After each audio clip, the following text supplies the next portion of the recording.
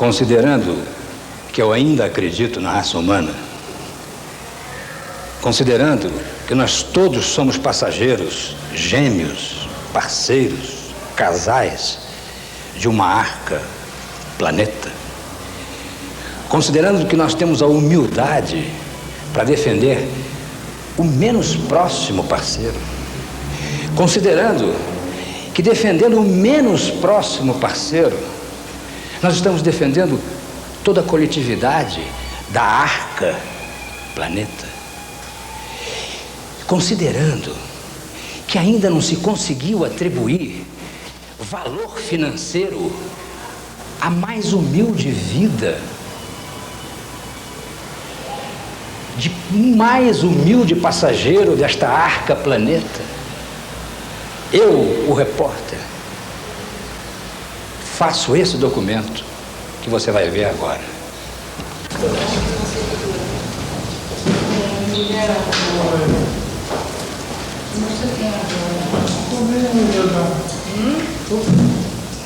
Estou muito cansado, sabe? Não, estou cansado.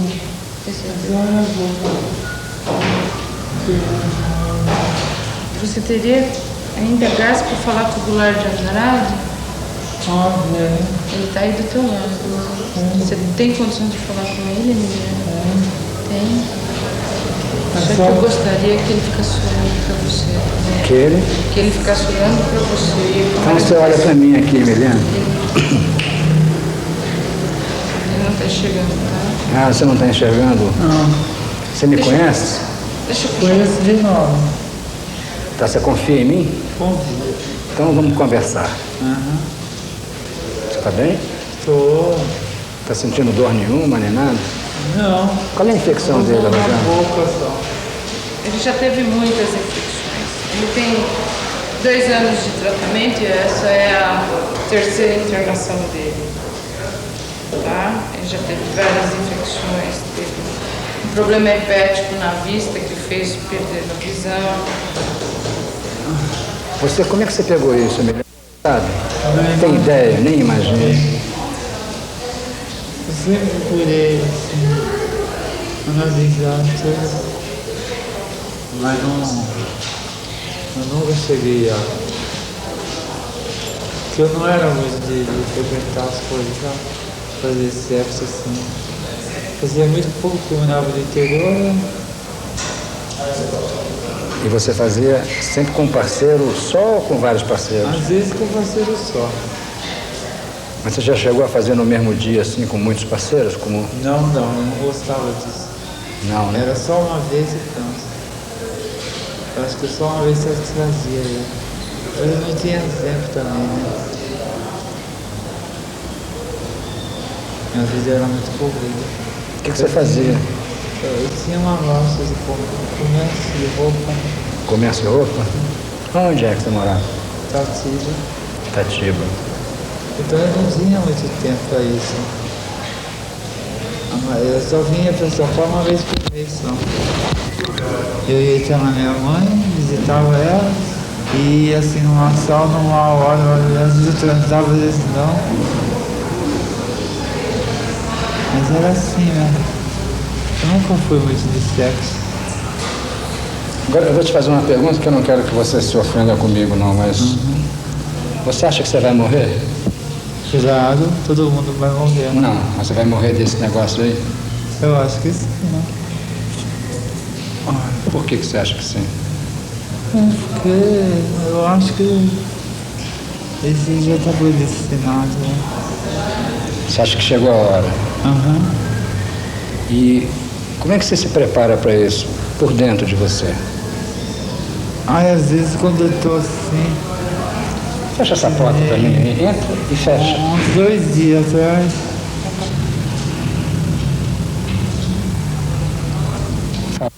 Eu estava me sentindo muito cansado. Quando eu me sinto muito cansado, eu sinto vontade de dormir para sempre. Aí depois eu vou tirar uma corda animada. Aí eu animo de novo, sabe? Que nem esses dias eu estava desanimado. Né? Agora você está animado? Não, agora eu tô animado, eu tô sentindo força pra lutar, sobreviver. Que idade você tem, Emílio? 32. 32. Aham. O velho dele estava ali, né? Eu estava na Bandeirantes, agora eu não estou na TVS. O que mais que eu falo? Mas nada, eu só queria conversar um pouco com você, para você Você saber quer? que a gente tem preocupação, que você viva. Aham. Tá todo mundo, né? Fala. Você gostaria de mandar alguma mensagem para alguém? Ah, sim. O quê? Que eles se conscientizarem das coisas. Que não abandone, que não se preserve mais desse tipo de coisa. Mas sei lá, se vão até a secretaria e façam seus exames. Não é porque tá cismado que tá. Precisa ter vergonha. O povo tem vergonha de ir na secretaria. Somente os homossexuais. Tem medo do outro ver. Eu acho que não tem nada a ver. Tem mais é que ir na secretaria, fazer o exame de sangue. E se conscientizar, é claro. Se pegar no começo, tem pelo menos já está sabendo que tem, que se não tem. E não vai ficar transmitindo para todo mundo aí. Que nessa molecada aí. Esses meninos que ficam aí na rua fazendo sexo por dinheiro. Precisa acabar isso também. Porque isso aí eu acho que transmite muita coisa para criança, para o povo. Tá bom, Emiliano, agora. Obrigado, viu? Tá. Descansa. Obrigado pelo seu depoimento. Precisando de alguma coisa, eu Se eu precisar de alguma coisa, eu te procuro.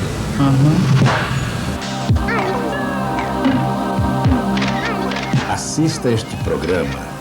Não fuja de uma realidade que já está envolvendo você. Assista, nem que seja por egoísmo. Afinal, a sua sobrevivência também está em jogo. Assista. Mesmo que, em alguns momentos, você fique muito chocado. Porque o que nós vamos mostrar daqui para frente precisa da sua compreensão. Assista. Assista para poder destruir a ignorância e poder, depois deste programa, saber exatamente o que está acontecendo em torno de você. Assista e elimine os preconceitos para poder sobreviver como um ser humano digno, verdadeiro e com a dignidade e vergonha suficientes para colaborar. Assista. Eu sou o repórter que produziu este documento para você não ser mais envolvido em especulações sensacionalistas. Assista, por favor. Medo de pegar AIDS? Até que eu não tenho muito, não. Medo a gente tem, mas não sabe quem tem ou quem não tem. Até aí isso pode ser normal.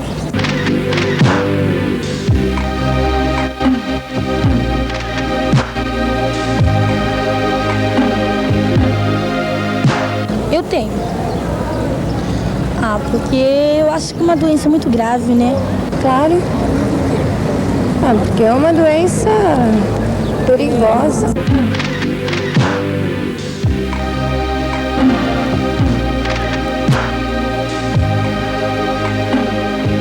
Medo a gente tem, né? Sempre a gente fica meio cismado. Acho que eu tenho tanto medo que até um contato assim de mão com a pessoa já me apavoraria. Eu não. Tenho. E quem não tem?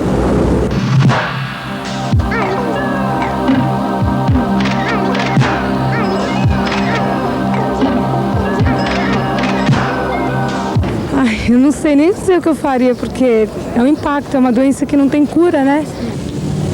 Eu buscaria a informação necessária para combater, embora eu acho que existe uma coisa também que é a desinformação, né? A maioria das pessoas são desinformadas com relação a isso. Existe também um mito, um medo em cima disso muito grande, o medo de se discutir, o medo de se falar a respeito, o medo de se ir na raiz mesmo do problema.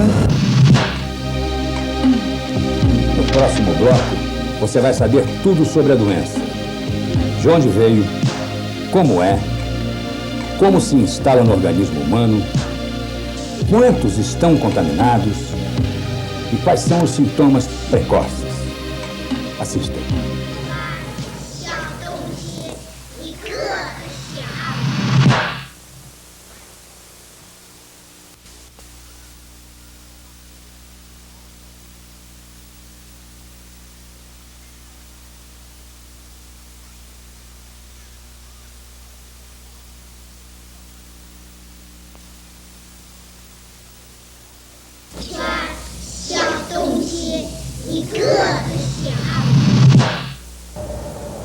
Provavelmente nesta cama deverá estar deitado dentro de algumas horas mais um paciente do Dr. Paulo Roberto Teixeira.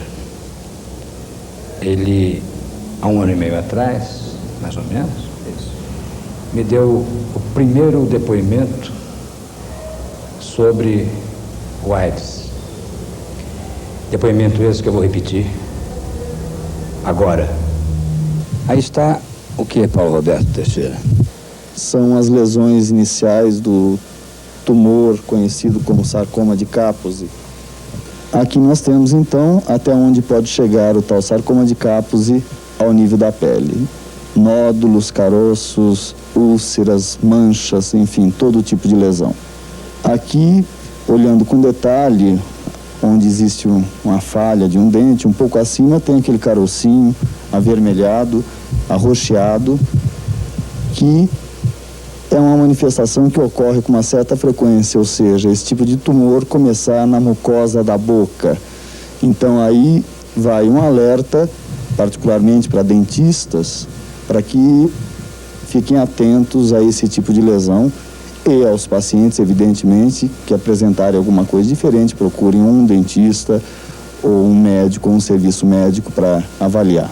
E aqui nós temos um outro tipo de manifestação do mesmo tumor.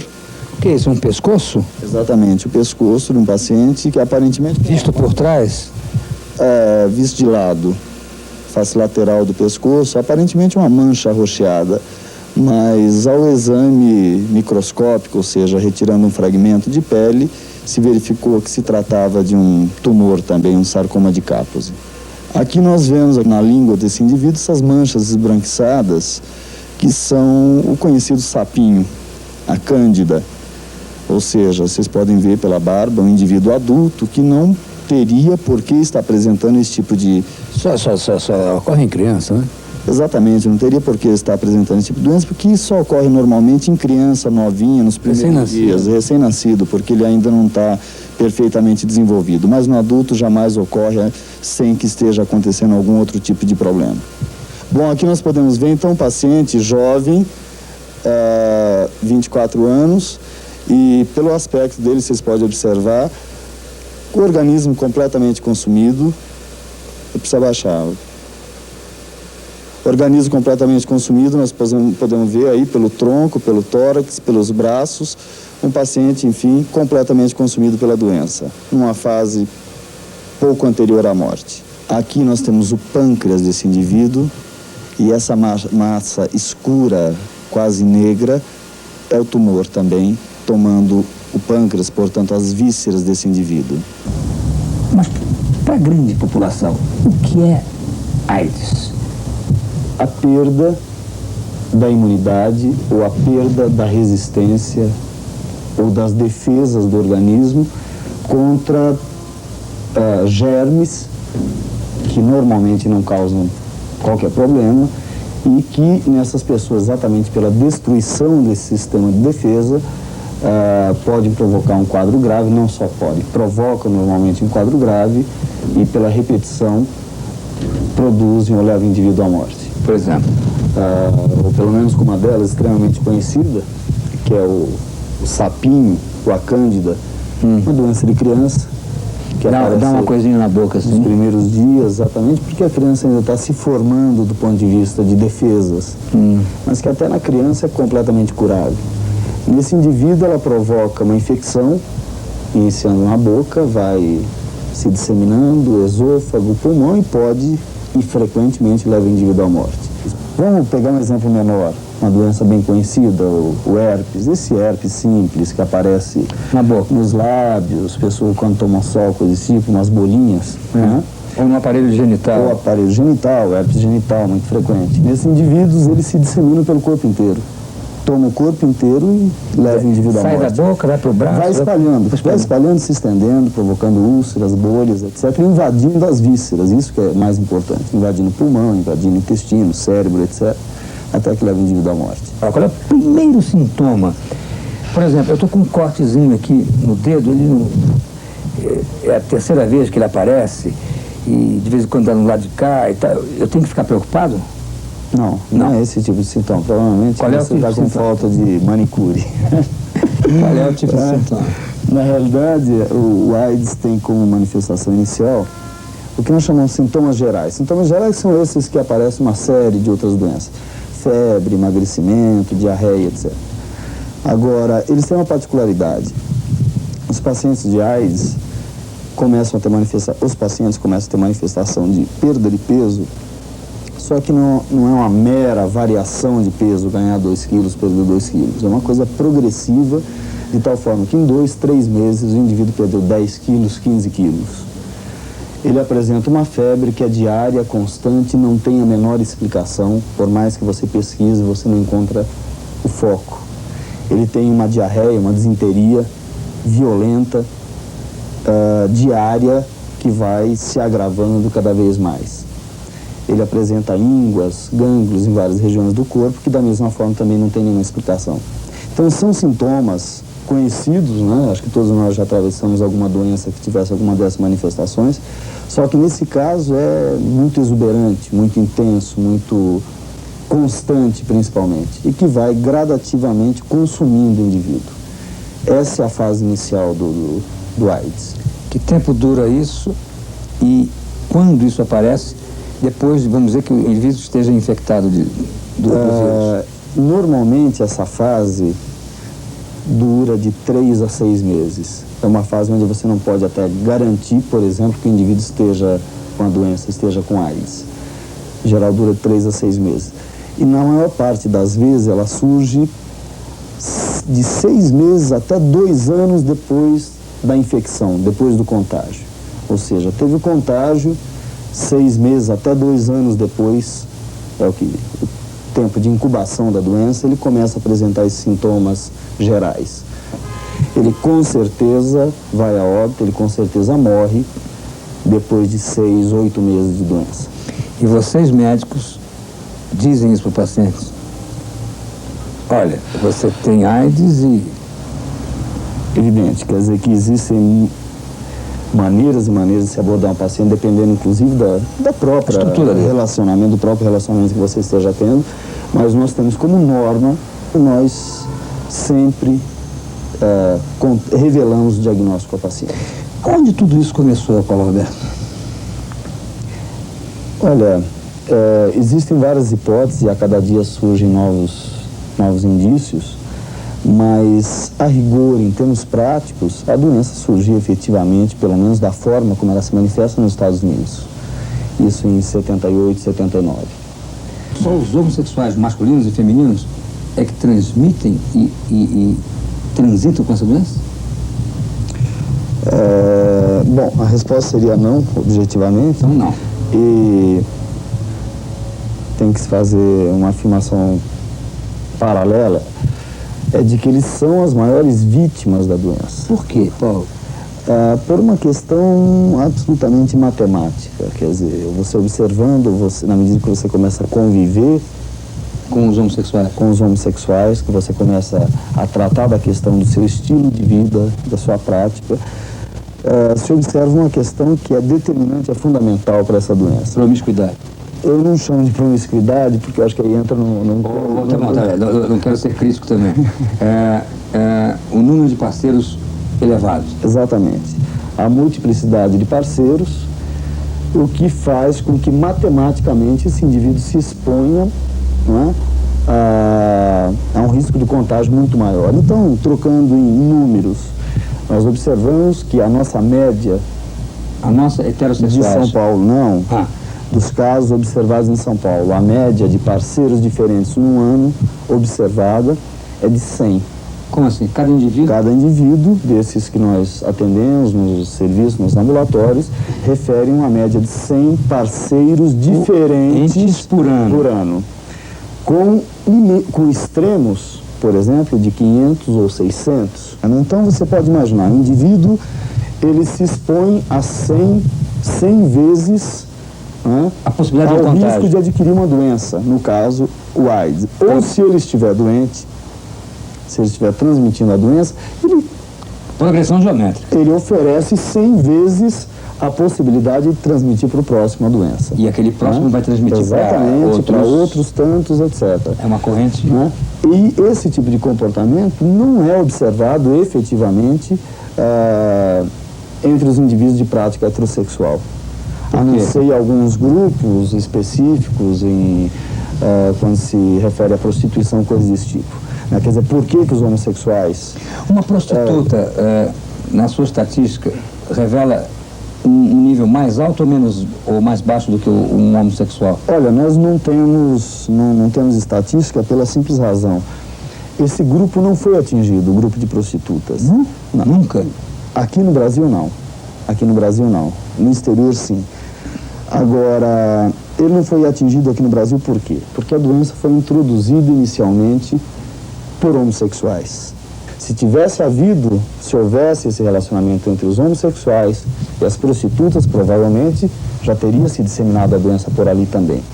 Eu posso pegar AIDS com a minha parceira, se essa parceira tiver tido uma relação sexual com um indivíduo que tenha transado com um homossexual? É isso? Claro. Você está formando toda uma cadeia, mas você formulou até uma cadeia mais complicada. Eu diria que a coisa é mais simples. Aqui, dos casos do estado de São Paulo, por exemplo, 25% são bissexuais. Efetivamente, indivíduos com prática bissexual, em sua maioria casados. Quer dizer, o sujeito transa em casa com a mulher e transa na rua com um homossexual. Exatamente. Então, isso não é que leva a crer. Isso nos faz, supor que dentro de algum tempo nós vamos mudar o perfil dos indivíduos atingidos. Nós vamos ter mulheres e depois heterossexuais do sexo masculino atingidos. Por onde passa o vírus? Pelo esperma do pênis ou pela secreção do ânus? Eu acho que nem uma coisa nem outra. Então vamos primeiro lembrar o seguinte, que a relação anal entre o pênis e o ânus é uma coisa, digamos, extremamente frequente entre os homossexuais. E até entre os heterossexuais? Muito frequente entre os heterossexuais. Homem e mulher também existe a relação anal. A evidência maior, veja, nós não podemos provar absolutamente, mas a evidência maior que nós temos hoje, que não é nem a questão da secreção do ânus, nem o esperma propriamente dito, mas os ferimentos microscópicos que existem numa relação sexual, né, o contato de duas mucosas, a mucosa, por exemplo, do pênis e do ânus, né, numa relação sexual, existem traumatismos, cortes, machucados, assim, microscópicos, muito pequenos, mas que permitem que células do sangue de um indivíduo passem para o outro. Agora, isso acontece não só na relação anal, ou seja, pênis com ânus, como na relação vaginal, como na relação oral. Oral também. Exatamente, como na relação oral. Então, é esse o mecanismo mais provável de transmissão. O vírus passa de um indivíduo para o outro através ou dentro de uma célula sanguínea. Você pode transmitir ou pegar o AIDS através do beijo, da saliva? O vírus, quando sai na saliva, ele sai fora dessa célula do sangue. Sai morto. sai morto sem possibilidade de penetrar no organismo da outra pessoa. Então, digamos, num beijo pode somente ocorrer a transmissão, e aí é muito remoto, se houver a mesma coisa, traumatismo. Então seria o beijo, o grande beijo, né? O grande chupão. O grande chupão, né? Isso é realmente só uma machuca situação um dessa outro. poderia haver a transmissão, mas é excepcional. De que forma a gente pode se proteger para não pegar o AIDS, o Paulo Roberto Teixeira? Bom, não existe nenhuma medida decorrente, digamos, das descobertas, das investigações científicas, né, como uma vacina ou como um medicamento. No entanto, além dessa recomendação da redução do número de parceiros, nós fazemos duas outras. Uma aos indivíduos que se utilizam de drogas endovenosas, por exemplo, de que usem, no mínimo, seringas e agulhas descartáveis e próprias, né? Não façam uso coletivo. E ao nível da relação sexual, do relacionamento sexual, que as pessoas se utilizem de preservativo de borracha ou camisinha, particularmente nas relações, digamos, fortuitas, anônimas, transitórias. E que isso seja entendido não como uma paranoia, mas como uma proteção sua e como uma proteção do próximo. Uma coisa que deve ser muito bem entendida pelos dois parceiros, não é? Que aquilo é uma medida de proteção mútua. Porque, pelo que você acaba de dizer, eu posso ter o AIDS dentro de mim, sem me comprometer em nada, desde que eu não transmita a você? Pode ser isso, não? Eu posso ter o vírus? Não, não posso. Seria letal. Não necessariamente. Isso é importante também se dizer o seguinte: nem todas as pessoas que adquirem o vírus desenvolvem a doença. Se sabe já hoje que uma grande parcela da população exposta, que se expôs, não é como herpes, não desenvolve. É até como herpes, quer dizer, não são todos que entram em contato. Todo mundo tem herpes, mas nem todos têm a manifestação clínica. Na boca. Exatamente. No entanto, essas pessoas podem não ter a doença, mas serem transmissores. Então não basta, tem essas duas considerações, ele pode ser transmissor e ele pode estar incubando, por exemplo. Então não basta que a pessoa tenha o aspecto saudável, que ele seja saudável naquele momento. Por isso que eu insisto na recomendação, por exemplo, da camisinha, né, como uma proteção mútua para os dois parceiros. Porque os dois podem estar absolutamente, perfeitamente saudáveis, no entanto, pode haver, exatamente, pode estar num período de incubação, ou pode ser uma pessoa que não vai desenvolver a doença, no entanto, é um transmissor. Porque a doença, além de ficar incubada durante 5 anos, pode ficar incubada durante a vida inteira no indivíduo. E ele nunca revelar a doença em si próprio, mas pode transmitir para o outro. Aqui nós temos a tabela do registro de casos no estado de São Paulo. Nós podemos ver, então, que em julho de 1982, a partir de julho, nós começamos a registrar os casos. Em 82, então, 6 casos. Em 83, esse número já é de 23 casos. E no correr de 1984, nós tivemos 120 casos. Terminamos o ano, portanto, com 149 casos registrados. Aí nós vemos essa tabela, que foi elaborada em 25 de março, quando nós tínhamos 206 casos. E agora? E atualmente, aqui no estado de São Paulo, somente nós já temos cerca de 780 casos, dos quais 314 evoluíram para óbito. De 700, 300 morreram. Quantos por dia? Hoje, qual é a média? 9. Veja, nós temos tido, vou dizer por mês, para não dar frações, são 45 casos novos por mês nos últimos 5 meses, o que significa mais um recrudescimento, né, da doença, na medida que até então nós tínhamos 20 a 25 casos por mês. O que você queria acrescentar, Paulo? O que eu queria acrescentar é que, efetivamente, a situação não é alarmante, mas é grave, e que as pessoas procurem efetivamente adotar as medidas de prevenção que são preconizadas pelo Serviço de Saúde, que prestem muita atenção numa campanha nacional que será lançada agora no mês de fevereiro, e que, como você disse, procurem aqueles que não estão sob risco, não discriminarem as outras pessoas, entenderem que é um problema de saúde pública que está levando vida vidas de cidadãos, como todos nós, e que, infelizmente, nós vamos ter que conviver com essa doença provavelmente por alguns anos. Então, de maneira resumida, procurar efetivamente se informar a respeito da doença e ter uma atitude solidária com as pessoas que infelizmente já adquiriram, porque essas estão tendo dificuldades de toda a ordem, particularmente quando elas estão fora do hospital. Essencialmente o que eu gostaria de dizer. No próximo bloco você vai conhecer alguns pacientes contaminados com AIDS e o que eles pensam. E vai saber como são feitos os testes para poder detectar o vírus no organismo humano. Assista.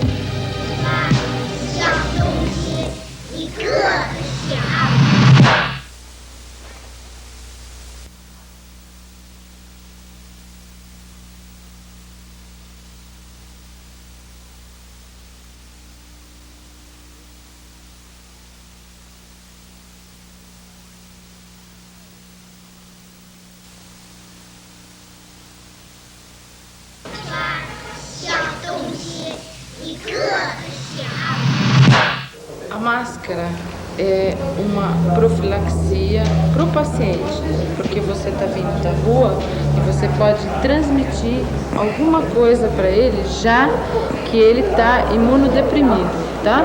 E só por causa disso o paciente fica... Não é contra ele.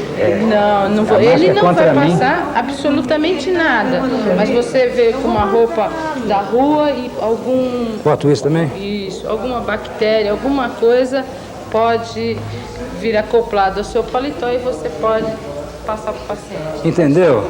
Não é dele para mim, é de mim para ele. Defesa para ele, que já está enfraquecido na sua imunidade. Mas isso aqui é muito pequeno. Não faz mal. Então, você me ajuda aqui? Então, você vai conhecer agora um paciente que ficou apelidado aqui de general, porque, evidentemente, nesse regime todo, as pessoas evitam a identidade dos pacientes. Por vários motivos, exemplo, respeito à família que fica, né? Porque, lamentavelmente, a gente já sabe que essas pessoas todas irão dentro de um prazo curto. Então vamos conhecer um paciente terminal, que é o general. Quanto tempo o general está aqui, Rosane? Ele já está há uns 2 meses. A última internação foi em novembro. Oi. Bom. Ele vai conversar com você de novo, tá? Você se importa de conversar comigo sobre isso? Não se importa? Importa ou não se importa? Não. Então eu vou conversar com você. Você é homossexual? Sim. Como é que você adquiriu a doença? Sim, como diz, no ato de sexo. Mas você sabe quando foi isso? Você presume quem passou isso para você? Não. Não tem jeito? Não sei. Você frequenta saunas? Não. Ele fazia muita vida. Ah, você fazia a vida na rua como travesti? É isso? Sim. E o que você espera agora? Vou te chamar de general, né? É o sobrenome. É sobrenome. O que você espera que vai te acontecer? O que eu espero? A única coisa que eu espero é que eu sei que eu vou melhorar. E sei que vou continuar batalhando, trabalhando para poder vencer na vida. Quais são as infecções, Rosana, que a última infecção, por exemplo, que ele apresentou? Tuberculose pulmonar. Tuberculose pulmonar. Uhum. Já está curado? Já está em fase de cicatrização. Já está em fase de manutenção do tratamento. Bom, e dentro do diagnóstico dele, o que provavelmente possa acontecer com ele agora? Agora, ele, como ele já está em fase boa, ele está em fase para alta. Vai para a rua? Vai para a rua. Vai para casa. Vai para casa. Você, depois que você pegou a AIDS, você teve alguma relação sexual? Sim. Tive acho que 2 vezes. Sabendo que estava com AIDS? Depois Não. que eu fiquei sabendo. E aí, você avisou essas pessoas? Não. Por quê, o general? Porque eu não sabia, depois que eu fiquei sabendo. E as pessoas que eu tive contato não era conhecida minha. Ah, sei. Foi uma pessoa assim que você não Sim. conhece. Pode ser um homem casado. Exatamente. E era? Como é? Era. Esse é o perigo do bissexual. Então, para que a gente possa retirar de cima, não apenas do grupo homossexual, essa responsabilidade, aqui está um exemplo de um homossexual, um travesti, que infectou um bissexual, um homem casado que foi procurá-lo em algum ponto da cidade. Eu não quero demorar muito nessa entrevista com você, porque eu queria saber exatamente era isso de você. Você tem alguma coisa para dizer para eles que estão te vendo agora? Eu posso fazer um apelo? Pode fazer o apelo, o que você quiser. 10. Mas eu ia pedir para o governo. Para o governo? Fala mais alto um pouco. Para o governo, dar uma ajuda para o hospital, aumentar mais os funcionários, como na alimentação e em tudo que o hospital está precisando. Principalmente de tudo isso. Então eu vou falar com o governo agora, representado pelo João Yunes, que é o secretário de Saúde aqui do Estado de São Paulo. Faz parte de uma parte do governo. Obrigado pela sua atenção. Rosana, qual é? Pode subir, se você quiser. Francelino, você sobe o paciente? Agora eu já posso tirar isso tudo, né? A gente realmente vive alguns problemas de exigência imediata, tanto do doente como dos familiares dos doentes. Além, claro, das faltas do recurso que a gente tem dentro do hospital. Aproveitando que eu tenho uma câmera ali, e que essa câmera fala para 42 emissoras espalhadas por esse país, o que você gostaria de dizer, hein?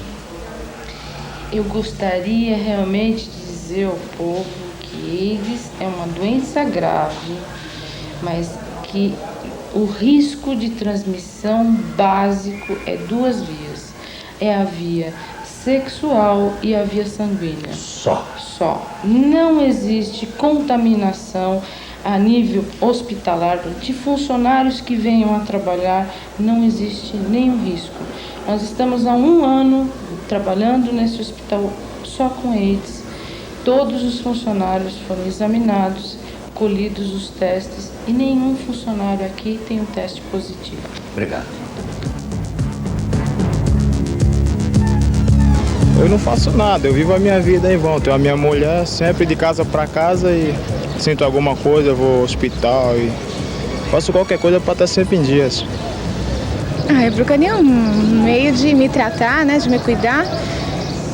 Enfrentaria aquilo, né, como se tem que enfrentar qualquer coisa que a gente recebe de mal e de bem também. Eu acho que pra mim não quer dizer nada. Eu poderia ter câncer e daria na mesma. Essa pessoa que está aqui deitada, e eu vou até descobrir, para mostrar que essa pessoa está infectada pela doença, ainda não é um paciente terminal, que significa terá oportunidade de rezar por uma chance ainda. Sem você dizer seu nome, sem você mostrar seu rosto, como é que você contraiu a doença? Posso abaixar esse ventilador? Eu quero dizer que ele faz questão de ter sempre um ventilador perto, porque isso coça, né? Isso coça, dá calor. Isso coça, dá calor, incomoda. Entendeu? Bom, eu vou abaixar só um pouquinho aqui. Pronto. E vou botar esse microfone mais perto de você. Como é que você contraiu essa doença? Eu acho que, de repente, a gente nunca sabe quando a gente contrai uma doença, entendeu? A gente, sei lá, de repente descobre que você está com ela porque começam a pintar vários sintomas, entende? Manchas, diarreia, entendeu? Você se sente uma pessoa fraca, você não come direito, entendeu? E aí você vai até um hospital onde você, de repente, é atendido e eles fazem vários tipos de exame e detectam que você está doente. E você está fazendo tratamento em algum lugar? Certo, no Instituto Adolfo Lutz. E você não tem a menor ideia de quem passou isso para você? Não, não tenho. Você é homossexual? Sou. Quantos parceiros aproximadamente você troca por dia? Tem ideia?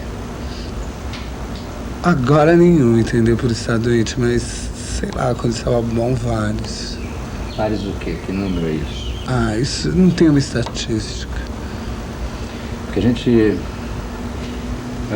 reconhece que o grupo homossexual não é que ele seja o maior grupo de risco apenas, quer dizer, não é o homossexual o responsável pela disseminação do AIDS, mas a gente reconhece que o grupo homossexual ele é mais promíscuo do que o grupo heterossexual.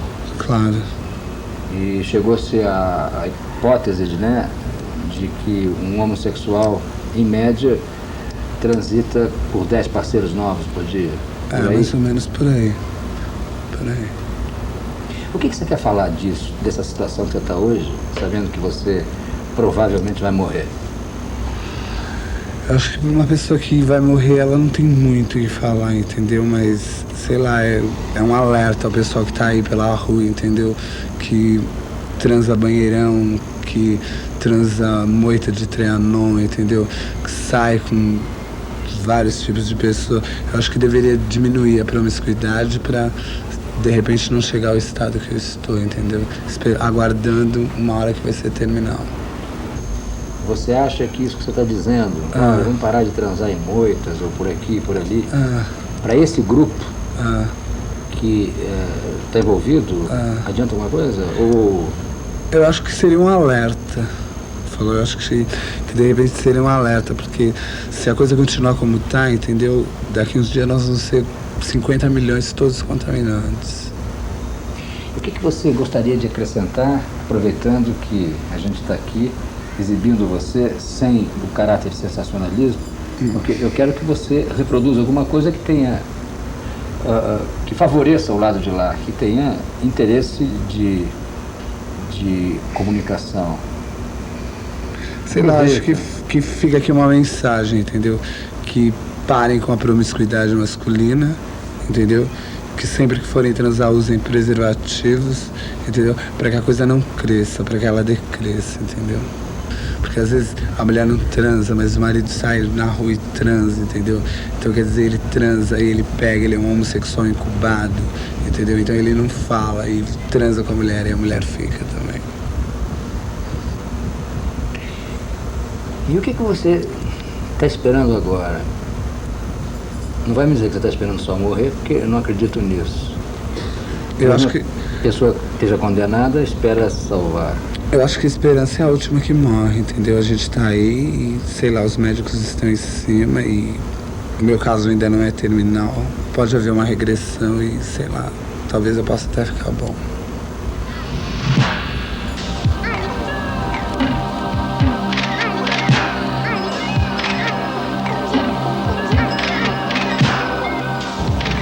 Esse moço é Alexandre Gabriel Júnior, que é um cientista, é um médico com um curso de imunologia nos Estados Unidos durante quanto tempo?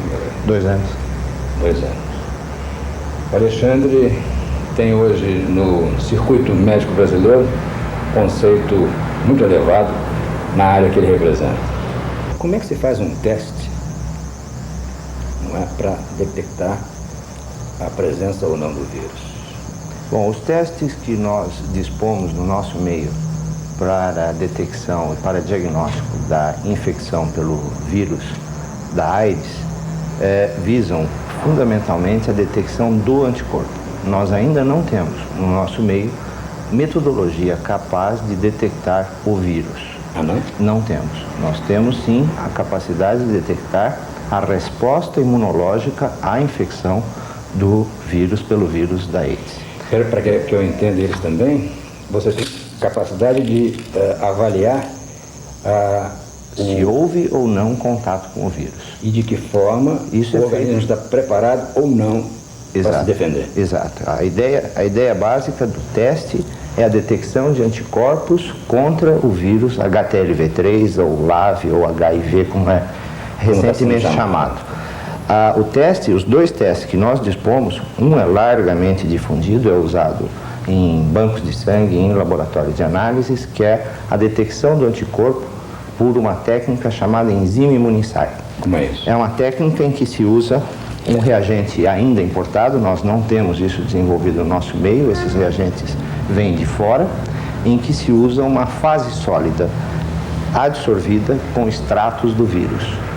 Essa fase sólida, que é o que está aí na sua mão, são pequenas pérolas e que são recobertas por extratos do vírus. Eu vou mostrar porque eu não vou botar a mão, porque elas contêm partículas do vírus. Partículas do vírus. Elas não são infectantes, mas não há nenhum perigo de contágio com elas.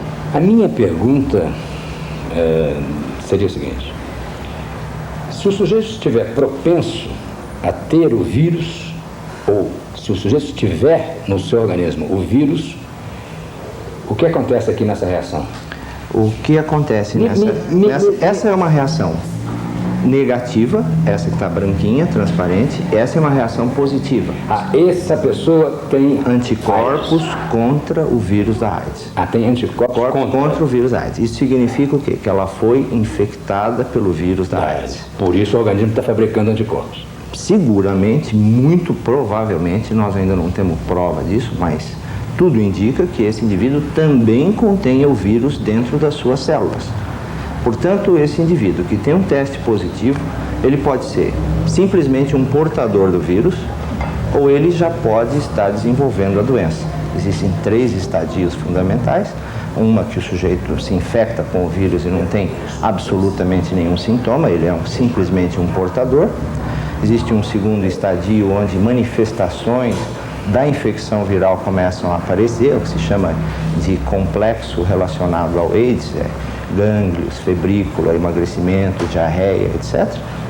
E há o terceiro e último estágio da doença, que se chama AIDS propriamente dito, onde aparecem as infecções oportunísticas, os tumores, etc.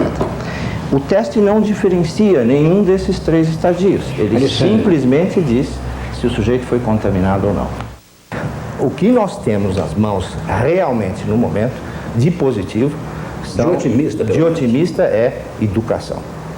Parece que a melhor arma que nós temos para o controle dessa doença é a profilaxia, a prevenção, como toda doença. Mas nessa doença passa a ser de fundamental importância porque os outros meios são precários.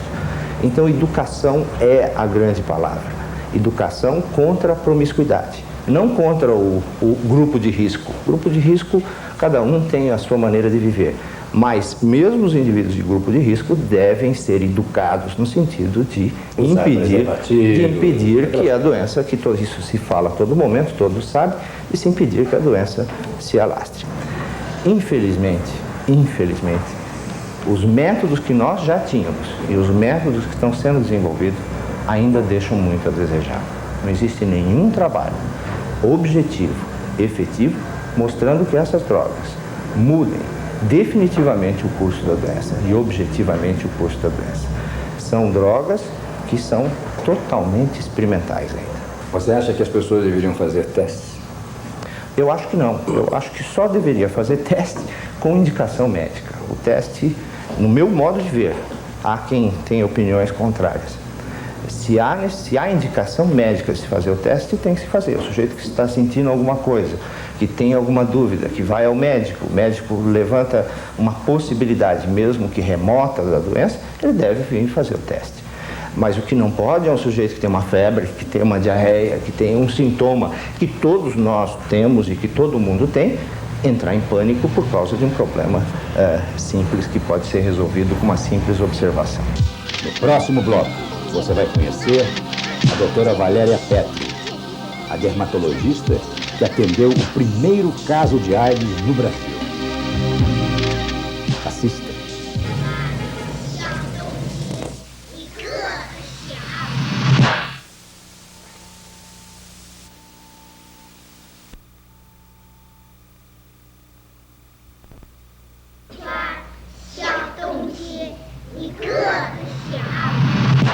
Em junho de 1982, morre a primeira pessoa vitimada por AIDS no Brasil.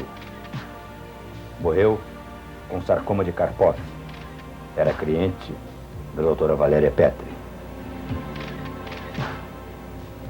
Em novembro desse mesmo ano, morre mais uma pessoa vitimada pela AIDS. Também foi cliente da doutora Valéria Petri. Abril de 1984, morre fulano de tal, vitimado pela AIDS, cliente da doutora Valéria. Maio de 1985, junho de 1985, novembro de 1985, todas essas pessoas eram clientes da doutora Valéria Petri. É impensável que qualquer um de nós pudesse, de repente, se familiarizar com a rotina da morte. Quer dizer, se fazer da tragédia humana uma rotina ou banalizar isso tudo, é que me parece surpreendente, sabe? Porque esse estigma da morte aproxima as pessoas. Muito. Aparecem as verdades, né? São as verdades familiares, aquelas coisas que ficaram recolhidas por muito tempo. Eu vi casais que se aproximaram, certo? Filhos e pais que se aproximaram por força da tragédia. Eu quero saber quantas pessoas não estão considerando que morrer homossexuais e mulheres tá tudo bem. Enquanto não atinge o macho reprodutor, o homem de alta estirpe, tá tudo bem. Então é assim o negócio? Morrer cidadão de segunda classe? Esse é o problema?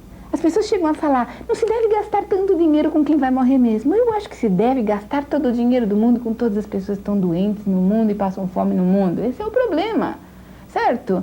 Quer dizer, morrer tanta criança de fome na África não tem tanto problema, né? Só um monte de criolinho assim e tal, franzino, não ia servir para nada mesmo.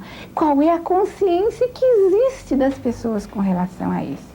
Sabe?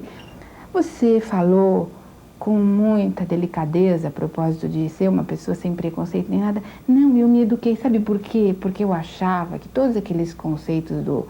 Não, se o indivíduo é homossexual é porque ele está agindo contra a natureza, a mãe dele era castradora, pai ausente, ou pai castrador, mãe ausente, sei lá o quê. Eu descobri que isso era burrice e que eu precisava aprender alguma coisa, ler, tudo isso. Aí eu fui ler, as coisas começaram a acontecer. Tá entendendo? Eu não fui instruída por nenhum clube de homossexuais. Eu não conheço o universo homossexual. Minha formação é bastante linear, ortodoxa e tudo. Eu fui aprender, me faltava formação humanística para poder lidar com o problema. Por quê? Porque se tratasse de um outro agrupamento de pessoas ameaçadas, eu ia estudar todas as peculiaridades desse grupo. É só uma questão de humildade, reconhecer que a gente não sabe nada. Eu me lembro que antes do aparecimento da imunodeficiência adquirida, as pessoas vinham dizer assim, tudo menos sífilis, né? Agora, como a sífilis já virou uma coisa assimilada, quem vem aqui com medo de ter sarcoma de Kapoor, a gente fala, você tem uma sífilis que você pode morrer em poucos meses. Ele fala, ai, que alívio. Não tem mais. Entende? Quer dizer, você encontrou um outro objeto de descarga. Exatamente. Quer dizer, não é tudo assim, mas a gente sente mais como profissional lidando com as coisas que não só matam, como mutilam, como tem a ver, aí no caso das doenças sexuais, tem a ver com a emoção, com a história do prazer-castigo, sabe? Quer dizer, eu tive vários casos, eu aprendi como se tem prazer com outro homem e tal, portanto eu preciso ser castigado. Não precisa nada, só precisava, primeiro, que nós médicos tivéssemos tido consciência de que esses grupos precisavam ser acompanhados periodicamente. Todo mundo faria controles para que não se tivesse muitas infecções e tudo. Eu, quando comecei a palpar os gânglios desses homens que vinham já com medo e tudo, falei, meu Deus, por que a gente não fez isso antes? Será que esses gânglios estavam aí antes? Eu me perguntava. Depois se soube que esses gânglios não estavam antes, que certamente era o contato com o vírus. Mas eu pensei, ninguém deu bola para esse grupo. A propósito disso é interessante falar. Muita gente fala assim, não, mas a via anal é mais propensa a lacerações, a ferimentos, por isso o vírus entra mais fácil, então está explicado. Eu estive conversando com vários proctologistas e eles disseram que a complacência anal é enorme, tanto que dá para passar um montão de coisa por lá. Então, na verdade, essa história da laceração não é bem assim. Essas explicações ainda não são tão satisfatórias, mas que, de fato, quem sabe por que os homossexuais têm um número maior de relacionamentos entre si, porque eles não precisam pagar, muitas vezes, uns aos outros para isso, ou porque eles não precisam de muitos meandros para chegar às vias de fato. Quer dizer, tudo isso favorece os encontros múltiplos entre eles. Então, isso, quem sabe, fez com que eles tivessem infecções com maior frequência antes do advento de um vírus que também é um aproveitador. A criatividade vai ser fundamental e ela vai ser a grande... vamos dizer, a grande planta nascida dessa tragédia, que é a criatividade para se buscar relações sexuais e relações interpessoais mais seguras, mais harmônicas, sabe? Então, na verdade, tudo que estava solto e jogado vai começar a se ordenar a partir do momento em que essa criatividade precisa ser posta em jogo. Então, temos que criar as saídas. Evidentemente, isso não se faz com terrorismo, nem científico, nem cultural, nenhuma forma de terror pode ajudar em nada disso. Aliás, o terror é um atestado de incompetência dos políticos, né? Quantos pacientes terminais você tem hoje? Vários. Eu vou à casa de todos, com muita frequência. Eu participo da vida deles, nós falamos por telefone, nós nos queremos bem. Desde que descoberta a doença até a data dele ser um terminal, quanto tempo levou? É difícil dizer e eu também faço questão. Aí, sem nenhuma pretensão científica, aí eu vou ser bem vulgar, eu quero que eles sejam eternos.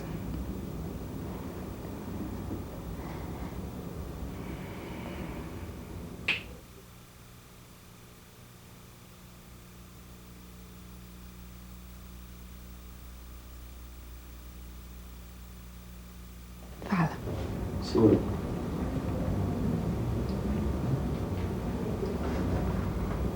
Diga. Não, eu queria só ter pego essa sua emoção. Mas não é difícil de ter emoção. Eu acho que as pessoas aprendem que a gente tem que suportar tudo. Eu me educo muito para suportar. Eu me ressinto muito de ter que ver tantas pessoas no melhor da vida se despedindo, e não é só isso.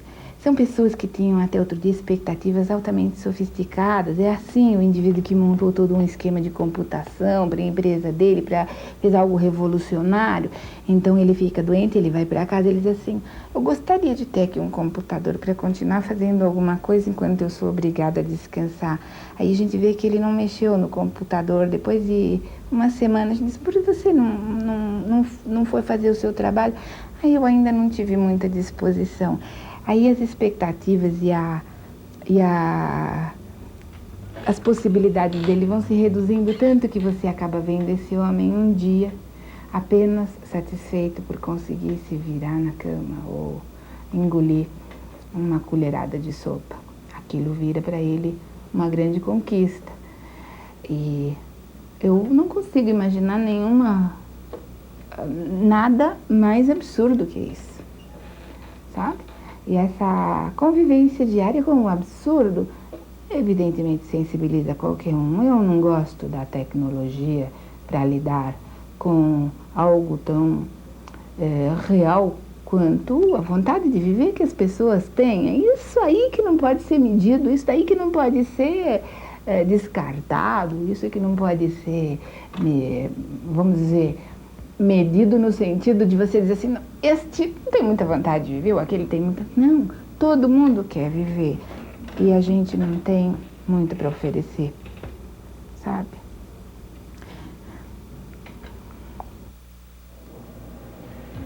Essa é a doutora Valéria Petri, uma dermatologista que atendeu o primeiro caso de AIDS no Brasil, em 1982. Obrigado, Valéria Petri, pelo seu emocionado depoimento.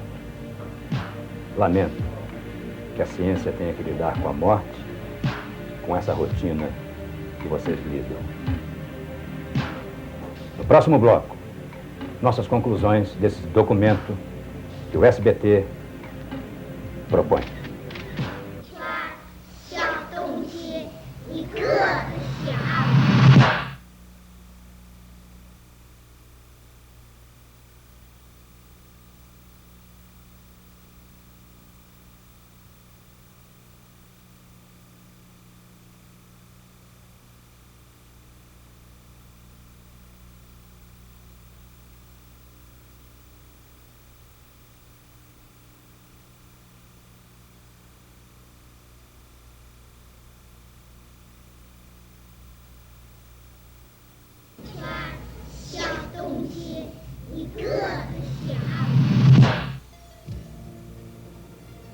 A AIDS é verdadeiramente uma tragédia, mas acima dela, 3 fatores são tragédias semelhantes: o preconceito, a discriminação e a ignorância.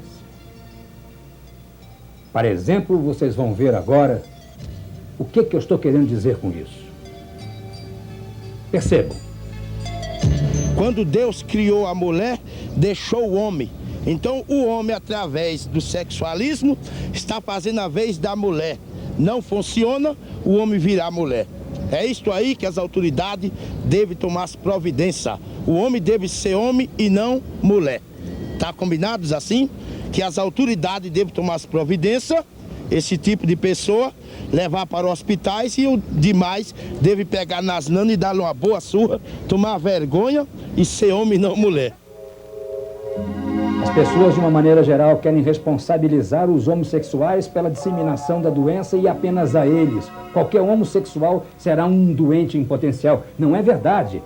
Da mesma forma, seria a gente tentar responsabilizar as crianças desnutridas por uma série de doenças. O que é um absurdo. Elas são vítimas dessas doenças, como eles são vítimas dessas doenças. Eu me lembro que, há alguns anos atrás, a sífilis era uma doença muito difundida, disseminada na sociedade de alto nível. E ninguém discriminou as mulheres, nem o ato sexual na época, quando se sabia que a sífilis era uma doença venérea e era adquirida através do ato sexual. Agora eu vou mostrar um exemplo de discriminação, preconceituísmo e ignorância, ferindo inclusive a ética médica. Eu estou vendo você ler muito entretido um documento aqui. O que é isso? Esse me parece um boletim, né? Nós tivemos notícia que foi distribuído aos funcionários de uma empresa, né?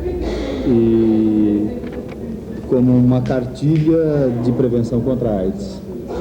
Cartilha de prevenção contra a AIDS distribuída numa empresa? Ele coloca, estude bem essa cartilha sobre a AIDS para salvar sua vida.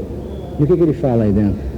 Enfim, ele caracteriza a doença. O que você acha, enfim, desse boletim? De maneira resumida, contém alguns erros, né? Contém alguns erros do ponto de vista técnico, e principalmente é extremamente, absolutamente tendenciosa, discriminatória. Qual é a autoridade que esse sujeito tem para fazer um boletim médico? Deve ter tido alguma assessoria médica, porque efetivamente existe uma série de informações que são procedentes. Não é preconceituoso? Mas exatamente o que eu estava dizendo, o que me espanta é a intensidade do preconceito que ele transmite. Exemplo. Através das informações que ele coloca, né? Quando ele diz, por exemplo, o homossexual e o chama de bicha, fresco, gay, travesti, né? E diz que ele fatalmente vai contrair a doença, o que é um absurdo, porque ele sempre, em 100% dos casos, segundo ele, são pessoas altamente promíscuas, né? Tem erros conceituais, como a questão da mulher que faz sexo anal vai contrair a doença. Tem erro na medida que ele diz que num contato homossexual, o indivíduo ativo não vai contrair a doença. Enfim, uma série de coisas, uma série de erros técnicos, mas principalmente um tom extremamente preconceituoso, discriminatório, que nós estamos tentando combater, e que um instrumento como esse, evidentemente, só vai neutralizar o trabalho que tem custado tanto esforço a um grupo de pessoas. Deixa eu ver uma coisa aqui. Ele assina o boletim, a cartilha dele. Eu não vou dar o seu nome por respeito até a sua ignorância preconceituosa. Mas você sabe que você fez esse boletim, você sabe que é de você que eu estou falando.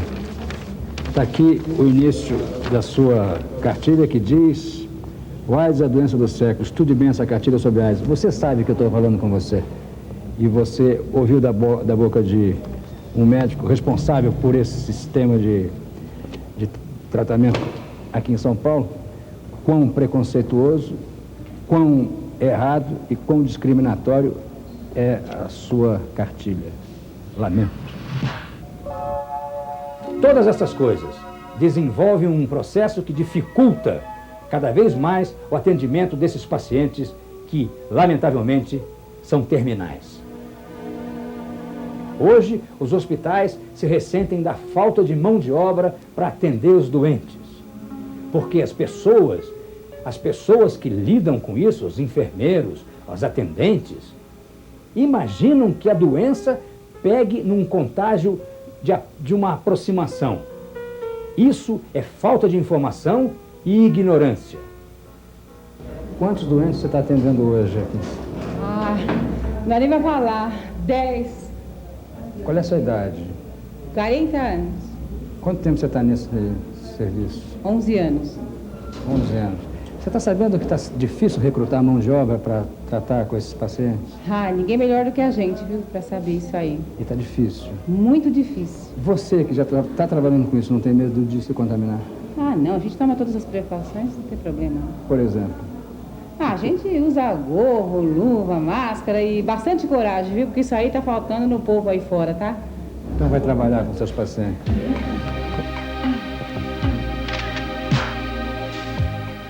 Dentro desse contexto, vamos chamar de epidêmico, da AIDS, qual é o seu problema como secretário de saúde? Em relação a... Está gravando? Estou gravando. Em relação à AIDS, o principal problema que nós enfrentamos hoje é a falta de pessoal. O grande problema era a falta de leitos hospitalares, porque é uma doença epidêmica, porque ela não existia em nosso meio, uma doença muito estigmatizada socialmente. Os hospitais particulares, em geral, não aceitam esse tipo de paciente. Quando o Estado precisou procurar um hospital, alugou esse hospital aqui para garantir o atendimento do paciente da AIDS. Com o aumento do número de casos, o que nós estamos observando hoje é que os recursos humanos que nós temos hoje não são suficientes para atender esse paciente. Por quê? E apesar de nós já termos aberto vários concursos, não aparecem profissionais que queiram trabalhar com essa enfermidade. Então, acho que deve estar havendo, quer dizer, a gente sente que pela falta de conhecimento da própria doença, há um preconceito muito grande contra essa doença, porque ela é letal, quer dizer, a AIDS não tem cura, ela mata, uma doença que mata, mas deve estar havendo uma confusão que, pelo fato de ser uma doença letal, a doença o profissional que trabalha com esse tipo de paciente pode adquirir essa doença pelo contágio. Não é, o contato é sexual, só sexual sanguíneo. E sanguíneo, né? Nós abrimos vários concursos, não aparecem candidatos. Hoje nós publicamos no Diário Oficial para chamar remanescentes de concurso, que nós abrimos concurso para outros hospitais. Que tipo de pessoal está precisando? Principalmente pessoal de enfermagem, atendente, auxiliar de enfermagem, servente, o pessoal que lida diretamente com o doente.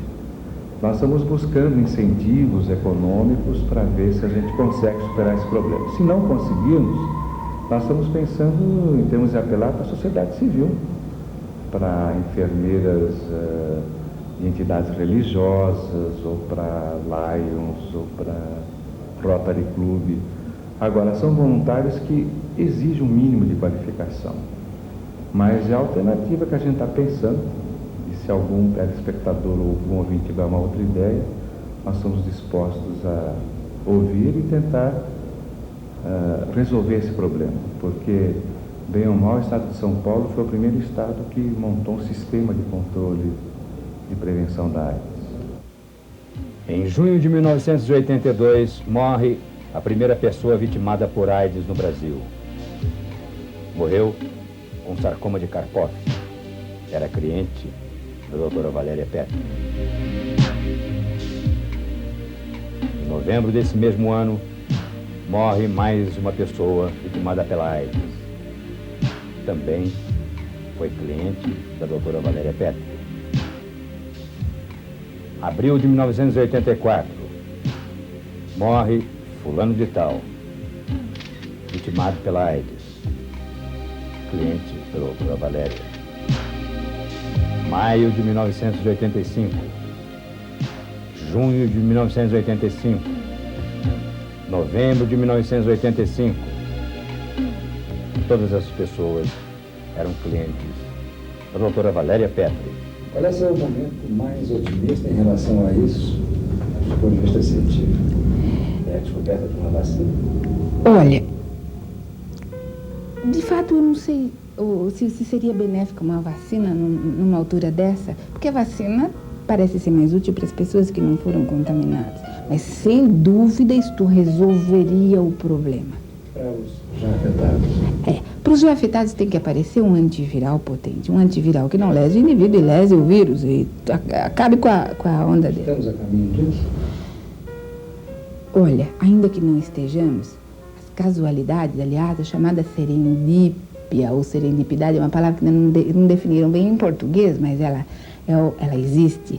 É o achado casual ou a descoberta casual feliz. Em ciência isso existe muito, quer dizer que para os cientistas que são pessimistas, lembre-se, chama-se serendipity em inglês, é o achado casual de algo feliz.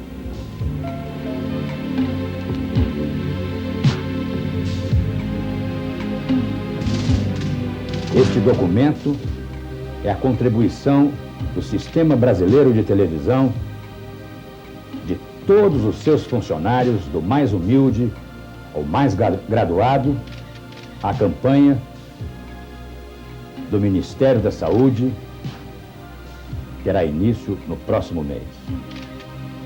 Nossa contribuição ao senhor Ministro da Saúde e a todo o povo brasileiro.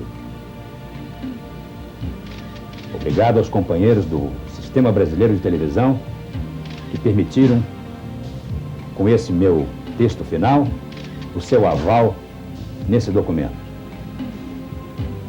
Olha, ainda que não estejamos, as casualidades, aliás, a chamada serendípia ou serendipidade é uma palavra que não definiram bem em português, mas ela existe.